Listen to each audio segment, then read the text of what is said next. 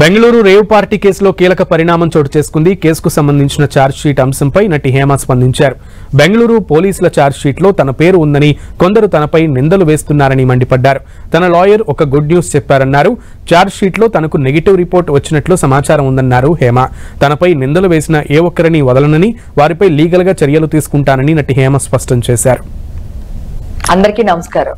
నేను మీ హేమని. గత కొన్ని నెలలుగా నా పైన మీడియాలో చాలా పుకార్లు పుట్టాయి. మీ అందరికీ తెలుసు. మీడియా వాళ్ళు 35 సంవత్సరాలుగా నేను సంపాదించుకున్న పరువుని ఎలా భూస్థాపితం చేశారో మీ అందరికీ తెలిసిన విషయమే. ఇదిగో నేను కొన్ని టెస్టులు చేయించుకున్నాను. మొత్తం నా హెయిర్, నైల్స్, బ్లడ్ అన్ని చేయించుకున్నా. సో దీంట్లో నాకు నెగిటివ్ రిపోర్ట్ వచ్చింది. ఇది ఆల్రెడీ మీకు ఛానల్స్ లో నేను రావడం జరిగింది, చెప్పడం కూడా జరిగింది. ఇప్పుడు ఈ వీడియో తీయడానికి మెయిన్ కారణం ఒకటే.